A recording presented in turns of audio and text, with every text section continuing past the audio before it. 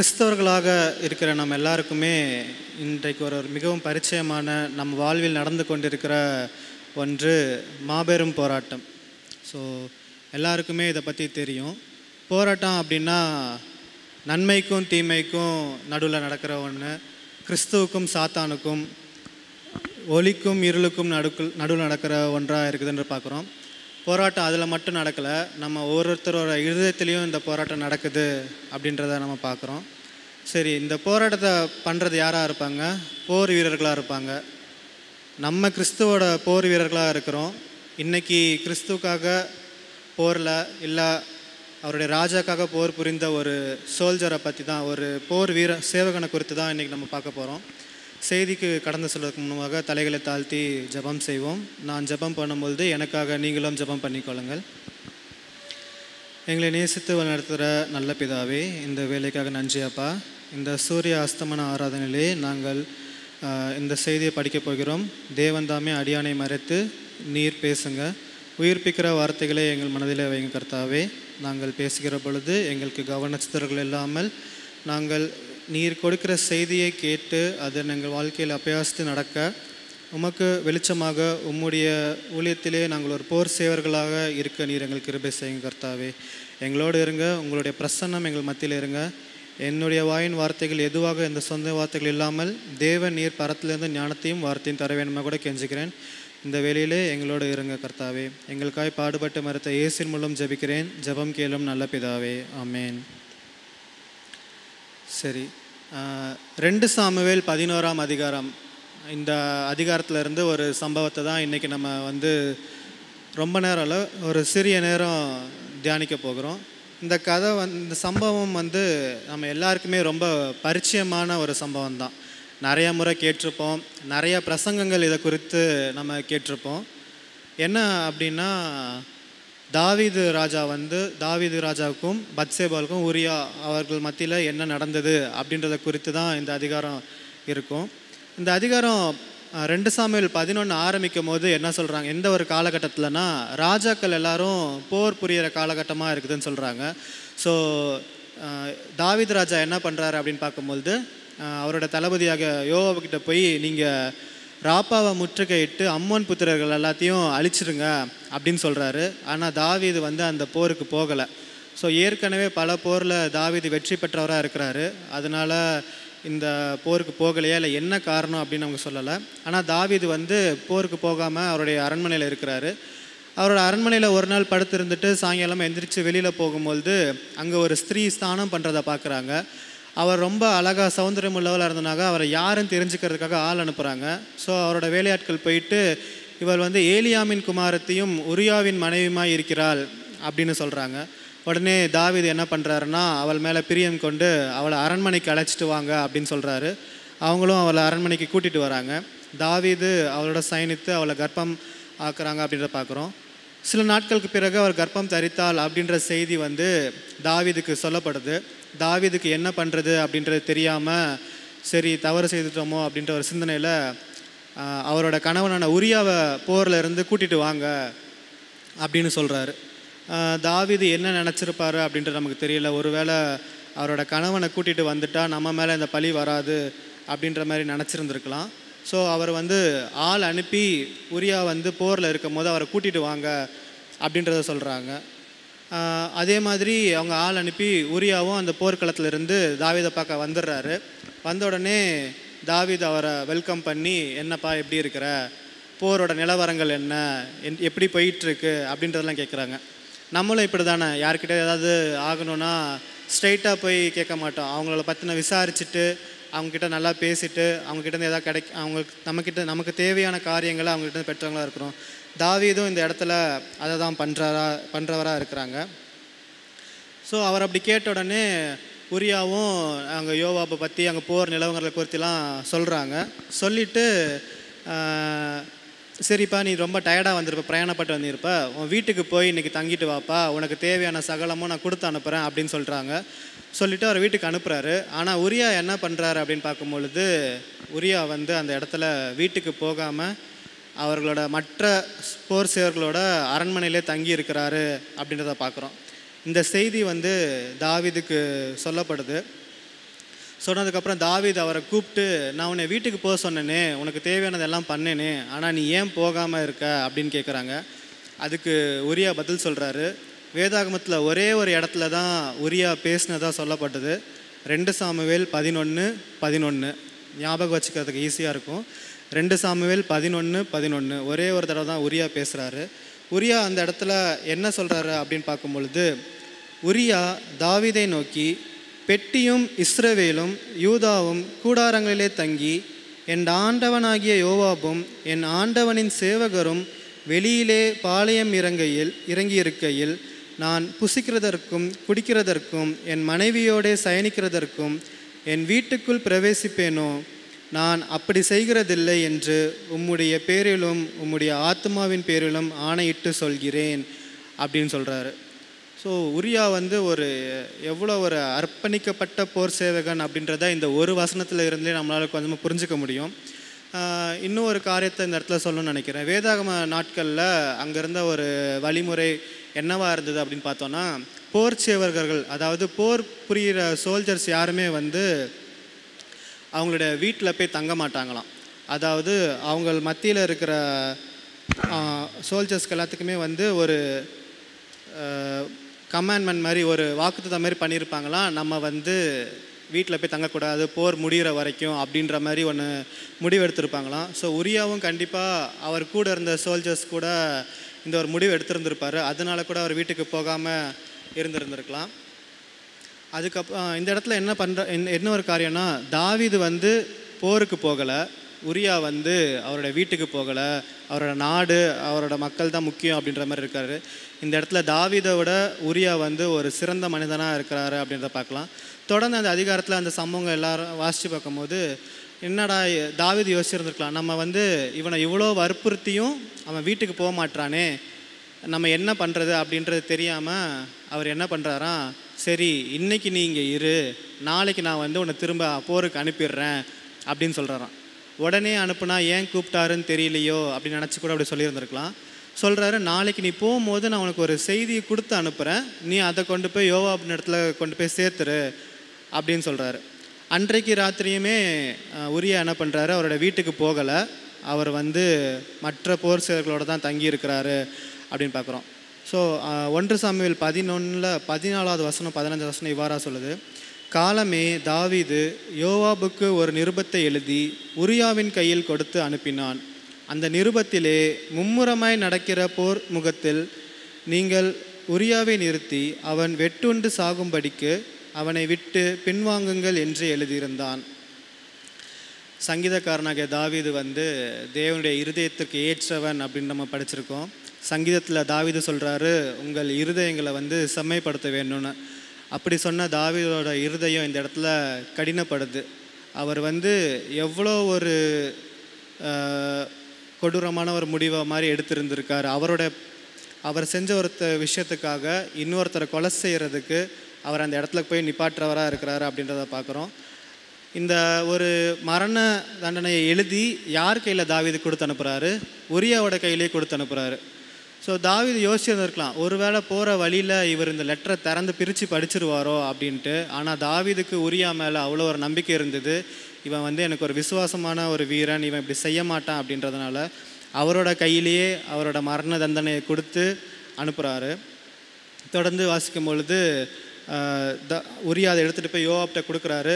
யோவாப் அதில் சொன்ன மாதிரியே எந்த இடத்துல போர் ரொம்ப மும்முரமாக நடக்குதோ அந்த இடத்துல யோவாப் வந்து உரியாவை வைக்கிறாரு. உரியா எதிர்த்து சண்டை போடுறாரு. 17வது வசனம் இவ்வாறு சொல்லுது, பட்டணத்து மனுஷர் புறப்பட்டு வந்து யோவாபோட யுத்தம் பண்ணுகையில் தாவீதின் சேவகராகிய ஜனத்தில் சிலர் பட்டார்கள், ஏத்தியனாகிய உரியாவும் செத்தான் அப்படின்றதற்கு. ஸோ உரியாவோட வாழ்க்கை வந்து இவ்வாறாக இருந்திருக்குது அப்படின்றத நம்ம படிக்கிறோம். இந்த கதை வந்து நம்ம எல்லாருக்கும் தெரிஞ்சது தான், பல பிரசங்கங்கள் கேட்டிருப்போம். அதாவது டெம்டேஷன், சோதனை, இல்லை ஃபர்கிவ்னஸ், மன்னிப்பு, இல்லை தாவீதோட பாவம் அப்படின்லாம் நம்ம கேட்டிருந்திருப்போம். ஆனால் இன்றைக்கி நம்ம இந்த கதையிலிருந்து இந்த கதையோட ஹீரோ யாரா, டேவிட்டா இல்லை யோவாபா இல்லை பத்சேபாலான்னு பார்த்தா இல்லை. இன்றைக்கி நம்ம படிக்க போகிறது, தியானிக்க போகிறது வந்து உரியா அவரை பற்றி தான். ஸோ உரியாவை பற்றி என்ன படிக்கலாம், அவருடைய வாழ்க்கை என்னவாக இருந்தது, அவருடைய வாழ்க்கையிலேருந்து நம்ம என்ன கற்றுக்கலாம் அப்படின்றத பார்க்கலாம். உரியா இந்த பேரினோட அர்த்தம் என்ன அப்படின்னு பார்க்கும்போது ஃபயர் ஆஃப் காட், அதாவது தேவனுடைய அக்கினி அப்படின்னு. இந்த உரியாவோட ஆட்டிடியூட் எப்படி இருந்திருக்கும் அப்படின்னு நமக்கு தெரியலை. ஒருவேளை அவங்களோட பெற்றோர்கள் வச்ச பேரா, இல்லை அவர்கள் நடந்துக்கிட்ட முறையினால அவருக்கு உரியா தேவனுடைய அக்கினி அப்படின்ற ஒரு பேர் வந்ததா அப்படின்றது தெரியலை. நிச்சயமாகவே அவர் அந்த பேருக்கு ஏற்ற மாதிரி தான் அவருடைய வாழ்க்கை இருந்திருக்குது. தாவீது ஒரு முறை அதுலாம் குகையில் சவுல் ராஜாக்காக பதுங்கி இருக்கும்பொழுது அவருக்கு தண்ணீர் கிடைக்கல, எனக்கு பெத்லஹேமில் உள்ள தண்ணீர் கிடச்சா நலமாக இருக்குமே அப்படின்ட்டு சொல்கிறாரு. அப்போ 3 பேர் போயிட்டு பெத்லஹேமில் பாலஸ்தீனர்கள் சூழ்ந்திருக்கிற நேரத்தில் தாவீது கேட்டாரே அப்படின்றதுக்காக தண்ணி கொண்டு வந்தாங்க. ஒருவேளை உரியாவும் அதில் ஒருவராக இருந்திருக்கக்கூடும். ஸோ இந்த இடத்துல அந்த சோல்ஜர்ஸ் என்ன பண்ணுறாங்க, அந்த போர் சேவர்கள் என்ன பண்ணுறாங்கன்னா, தங்களுடைய ராஜாவோட இருதயத்தை பிரியப்படுத்துறதுக்கு அவங்களோட உயிரை பற்றி எண்ணாமல் அந்த இடத்துல போய் அவருக்காக தண்ணீர் கொண்டு வராங்க அப்படின்றத பார்க்குறோம். இன்றைக்கி நம்மளுடைய ஆண்டவரோட இருதயத்தை பிரியப்படுத்துறதுக்கு என்ன பண்ணுறோம்? இந்த போர் சேவகர்கள் அவங்களோட உயிரை பற்றி எண்ணாமல், அவங்க ராஜா கேட்டார் அதை அவருக்கு பண்ணணும் அப்படின்றதுக்காக தங்களோட உயிரை பற்றி எண்ணாமல் போனாங்க. நம்ம தேவனுடைய இருதயத்தை பிரியப்படுத்துகிற காரியங்களை செய்கிறோமா அப்படின்னு பார்க்குறோம். இன்னைக்கு கிறிஸ்தவர்களாக இருக்கிற நம்ம எல்லாருமே ஒரு போர் சேவகர்கள் தான். ஒரு வசனம் ஒன்றை வாசனம், 1 தீமோத்தேயு 1ஆம் அதிகாரம் 18வது வசனம். குமாரனாகிய தீமோத்தேயுவே, உன்னை குறித்து முன் உண்டான தீர்க்க தரிசனங்களின்படியே நீ அவைகளை முன்னிட்டு நல்ல போராட்டம் பண்ணும்படி இந்த கட்டளையை உனக்கு ஒப்புவிக்கிறேன். நீ விசுவாசமும் நல் மனசாட்சியுடையவனாக இரு அப்படின்ட்டு. இந்த இடத்துல நல்ல போராட்டம் பண்ணும்படி அப்படின்னு ஒரு வார்த்தை கொடுத்துருக்காங்க. அது என்ன நல்ல போராட்டம்? போராட்டம் அப்படின்னாலே ஒரு அழுகை, ஒரு கஷ்டம், ஒரு மரணம், ஒரு கொடூரம் அப்படின்னு இருந்ததானே இருக்கும். ஆனால் இந்த இடத்துல நல்ல போராட்டம் அப்படின்னு சொல்கிறாங்களே, எது நல்ல போராட்டம் அப்படின்னு பார்க்கும்பொழுது கிறிஸ்தவர்களாக இருக்கிற நாம் தேவனுக்காக எடுக்கிற ஒரு போராட்டமுமே நல்ல போராட்டம் தான். கிறிஸ்தவ வாழ்க்கையில் நம்மளை தேவனுக்கென்று அர்ப்பணித்து தேவனுக்காக ஒப்பு கொடுக்கும்போது நம்ம செய்கிற எல்லா காரியங்களும் ஒரு நல்ல போராட்டமாக இருக்குது அப்படின்னு பார்ப்போம். சரி, திரும்ப நம்மளோட கதைக்கு வருவோம். உரியா ஒரே ஒரு முறை தான் பேசுகிறாரு. அவர் என்ன பேசினார் அப்படின்றத கொஞ்சம் தியானிப்போம். 2 சாமுவேல் 11:11.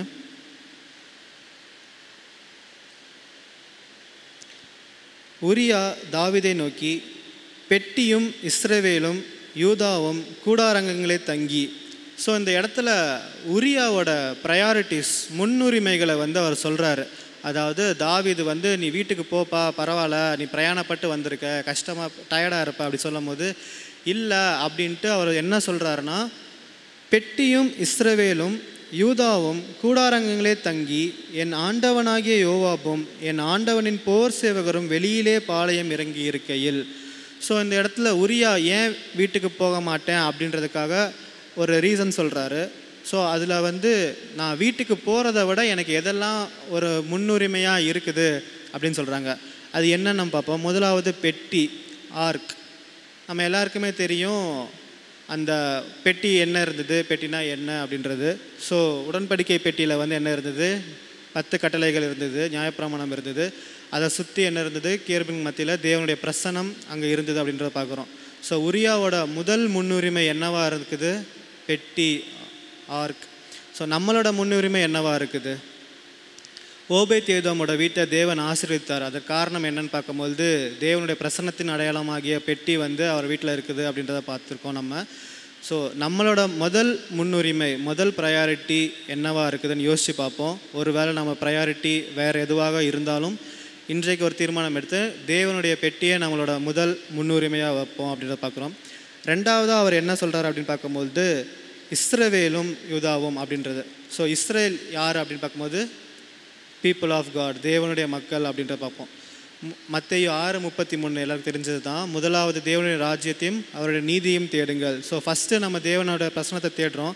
ரெண்டாவதாக என்ன பண்ணணும் அப்படின்னு பார்க்கும்போது மத்தேயு 22:37 அதில் வசனம் சொல்லியிருப்பாங்க, உன் தேவனிடத்தில் உன் முழு இருதயத்தோடும் உன் முழு ஆத்மாவோடும் உன் முழு மனதோடும் அன்பு செலுத்துவாங்க. இது முதலாம் கற்பனை. ரெண்டாவது என்னது, உன்னிடத்தில் நீ அன்பு கூறுவது போல பிறனிடத்திலும் நீ அன்பு கூறு அப்படின்னு சொல்கிறாங்க. ஸோ உரியா முதல்ல வந்து எதில் நாட்டமாக இருக்கிறாரு? பெட்டி, தேவனுடைய பிரசன்னத்தை தேடுறாரு. ரெண்டாவது தேவனுடைய மக்கள் இஸ்ரேல் அவர்கள் வந்து அவரோட தேவனுடைய மக்கள் வந்து அவரோட அடுத்த ஒரு முன்னுரிமையாக இருக்குது அப்படின்ட்டு பார்க்கலாம். ரெண்டாவது வேர்ல்டு வார் நடந்த காலகட்டங்களில் ஒரு பழக்கம் இப்படியாக இருந்தது. அதாவது வேர்ல்டு வார் வந்து சில நாட்கள் இல்லாமல் வாரங்கள், மாதங்கள், வருடக்கணக்காக நடந்து கொண்டு இருந்தது.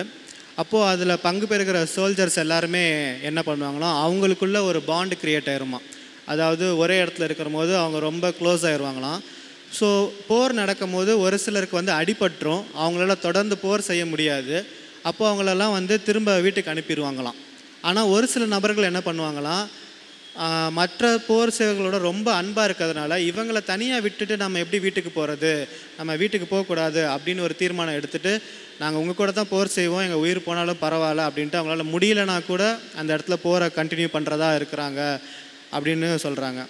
உரியாவும் நிச்சயமாக இப்படிப்பட்ட ஒரு போர் சேவகனாக தான் இருந்திருப்பார். அதாவது அங்கே பெட்டியும் இஸ்ரவேல் அவர்கள் மற்ற போர் சேவர்களெல்லாம் பாளையத்தில் இருக்கும்போது இவர் மட்டும் எப்படி வீட்டுக்கு போய் தங்க முடியும், நான் திரும்ப போருக்கு போகும்போது என் கூட இருந்த நபர்களாக நீ ஊருக்கு போய் என்னப்பா பண்ணேன்னு கேட்கும்போது நான் ராஜா கூட இருந்தேன், நான் ராஜா கூட சாப்பிட்டேன், குடித்தேன், என் வீட்டுக்கு போனேன், நான் நல்லா தூங்கி எந்திச்சு வந்தேன்னு சொல்கிறது அவருக்கு நலமாக இருந்திருக்குமா? இல்லை நான் வந்து போனேன், என்னோடய யுத்த செய்தியெல்லாம் கேட்டாங்க, நான் சொல்லிவிட்டு சீக்கிரமாக உங்கள் இடத்துல திரும்பி வந்தேன், எனக்கு உங்கள் கூட போர் செய்யணுன்றதில் ரொம்ப ஆர்வமாக இருந்தேன் அப்படின்னு சொல்கிறதுக்கு உரியா பிரியப்பட்டிருப்பாரா அப்படின்ட்டு பார்க்குறோம். இன்றைக்கு முதலாவது முன்னுரிமை நமக்கு பெட்டி இருக்குதா? ரெண்டாவதாக கிறிஸ்துவோட மக்கள் கிறிஸ்துவோட ஊழியத்தில் பங்கு பெறதுக்கு நம்மளோட முன்னுரிமை இருக்குதா அப்படின்றத பார்க்குறோம்.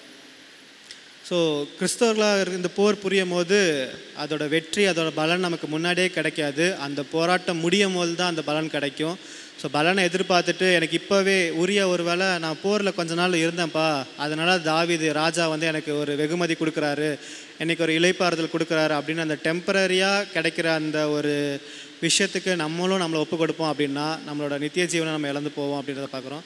மூணாவதாக உரியா என்ன சொல்கிறாரு அப்படின்னு பார்க்கும்பொழுது, என் ஆண்டவனாகிய யோவாபும் என் ஆண்டவனின் சேவகரும் வெளியிலே பாளையம் இறங்கி இருக்கையில், அதாவது யோவாபும் அவருடைய சோல்ஜர்ஸ் எல்லாமே எங்கே இருக்காங்களாம்?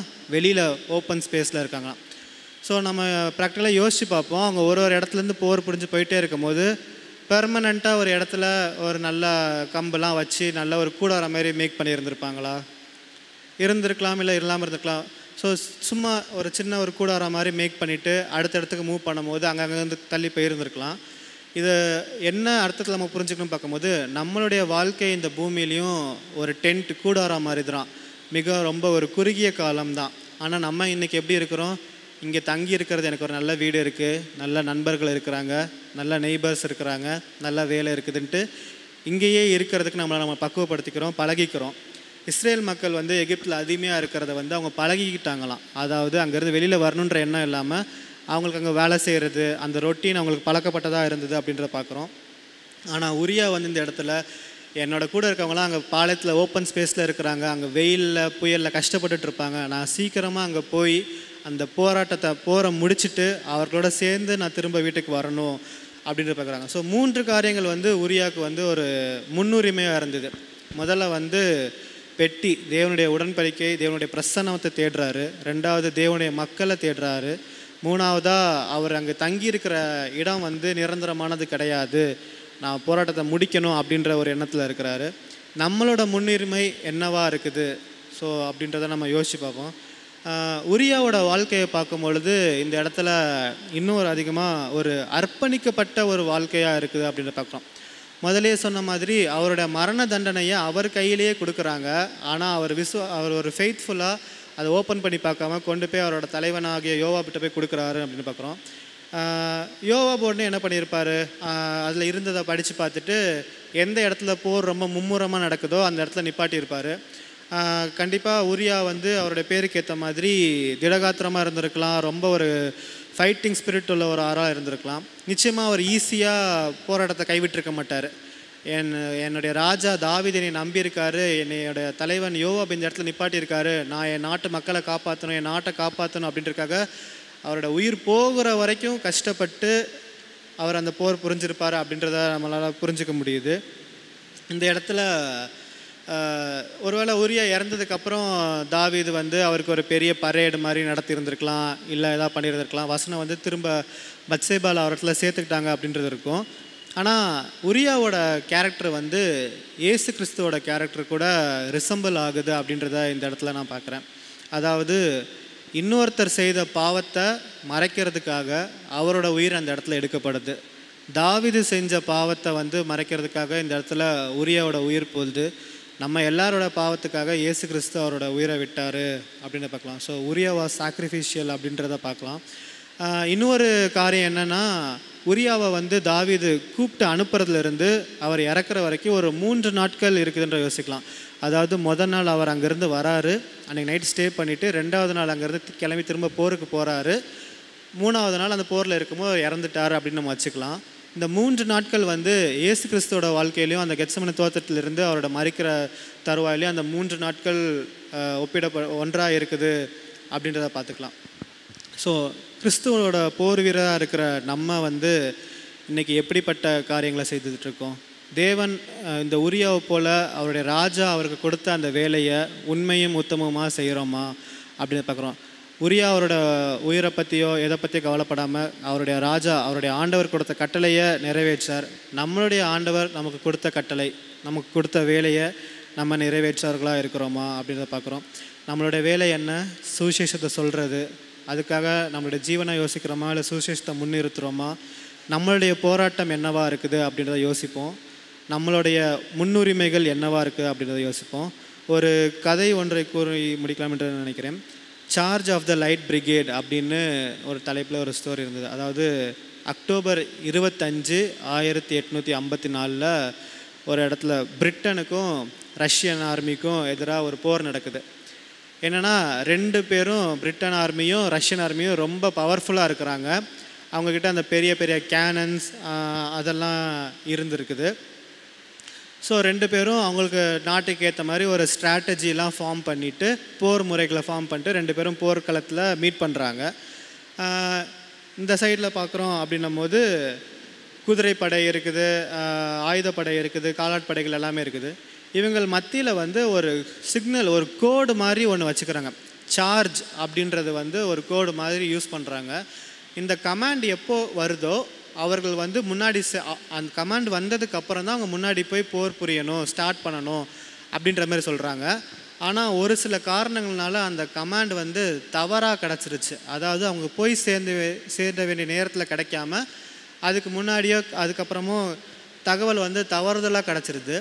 அங்கே இருந்த சோல்ஜர்ஸ் எல்லாத்துக்குமே தெரியும். அதாவது இந்த கமாண்ட் வந்து லெஸ் எஃபிஷியன்ட் குரூப், அதாவது கடைசியாக இருக்கிற ஒரு மக்கள் அந்த போர் வீரர்களுக்கு போய் சேர வேண்டிய கமாண்டு அவங்க கிடச்ச உடனே அவங்களுக்கு தெரியுது, இந்த நம்ம இப்போ போனால் நம்ம வந்து நம்மளை சாவடிச்சிருவாங்களே, ஈஸியாக இருக்குமே, அவங்க ரொம்ப தயாராக இருக்காங்க, இந்த நேரத்தில் ஏன் இந்த ஒரு ஆணை நமக்கு கொடுக்குறாங்க அப்படின்னு யோசிக்கிறாங்க. ஆனால் யோசிச்சுட்டு அவங்க என்ன பண்ணுறாங்கன்னா, நமக்கு இந்த ஆணை வந்திருக்குது அப்படின்னா இதை நம்ம செஞ்சு முடிக்க வேண்டியதுதான் நம்மளோட வேலை அப்படின்ட்டு அவர்களுக்கு தெரியும். இது ஒரு தற்கொலை முயற்சி, இது ஒரு சூசைடல் மிஷன் அப்படின்ட்டு. ஆனாலும் நமக்கு அந்த கமாண்ட் கொடுத்துருக்காங்க, நம்ம அந்த வேலையை செய்யணும் அப்படின்ட்டு போகிறாங்க. கிட்டத்தட்ட 600க்கும் மேற்பட்டவர்கள் வந்து அந்த இடத்துல மரித்து போகிறாங்க அப்படின்ட்டு பார்க்குறோம். இந்த இடத்துல அவர்களோட பேட்ரியாட்டிசம், அவங்க எவ்வளோ ஒரு நாட்டுப்பற்றோடு இருந்தாங்க அப்படின்னு பார்க்குறோம். பல பேர் இறந்தாங்க, பல பேர் படுகாயம் அடைஞ்சு வந்தாங்க அப்படின்னு பார்க்குறோம். இது ரொம்ப ஒரு ஃபேமஸான இன்சிடெண்ட்டாக அந்த இடத்துல மாறிச்சு. ஏன்னா எல்லாருக்குமே தெரியும் தவறான செய்தி கிடச்சிருக்கு அப்படின்னு. ஆனாலும் கொடுத்த கட்டளையை நிறைவேற்றணும் அப்படின்றதுக்காக அவர்கள் தங்கள் உயிரை பற்றி எண்ணாமல் அவங்க மரித்து போகிறாங்க அப்படின்றத பார்க்குறோம். இன்றைக்கு கிறிஸ்தவர்களையும் நம்ம கிறிஸ்தவ போர் வீரர்களாக நம்ம இப்படிப்பட்ட ஒரு ஊழியத்தை செய்கிறதுக்கு தயாராக இருக்கிறோமா? நம்மளுடைய ஜீவனை காட்டிலும் தேவனுடைய ஊழியத்தை முன்னிறுத்தி தேவனுக்கென்று அர்ப்பணிக்கிறவர்களாக இருக்கிறோமா?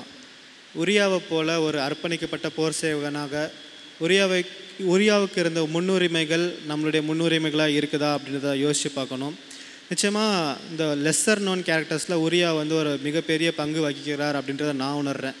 இயேசு கிறிஸ்துவ எப்படி நம்மளோட பாவங்களுக்காக மரித்தாரோ உரியாவும் அப்படிப்பட்ட ஒரு மரணம் கிடச்சிருக்குது.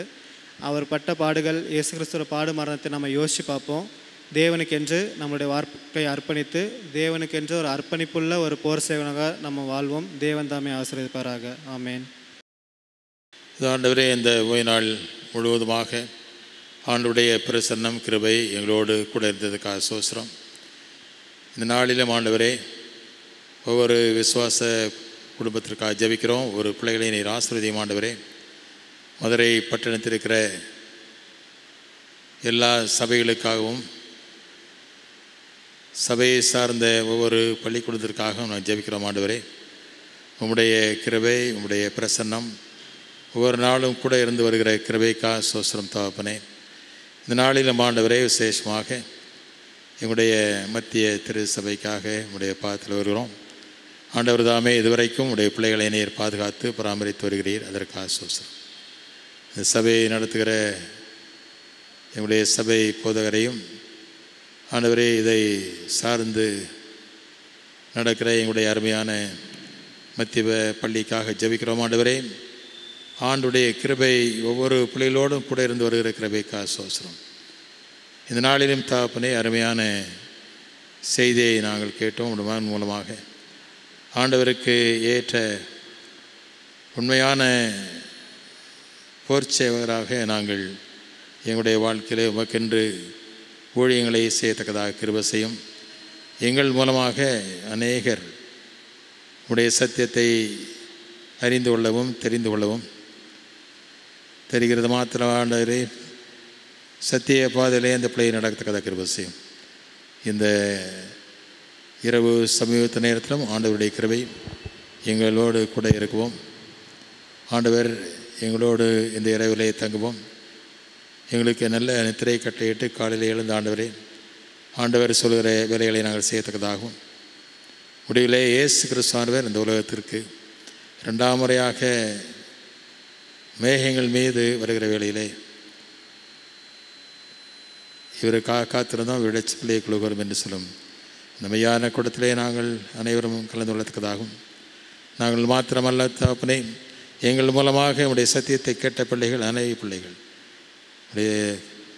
உடைய 2ஆம் வருகையிலே பங்குள்ளத்தக்கதாக ஆண்டவர் கிருபை செய்து நடத்தி ஆசீர்வதிக்க வேண்டும் என்று அன்பின் ஆண்டவர் இயேசுவின் இன்ப நாமத்திலே மிகவும் தாழ்மையோடு வேண்டிக்குகிறோம். பரிசுத்தம் நிறைந்த பரம தகப்பனே, ஆமேன்.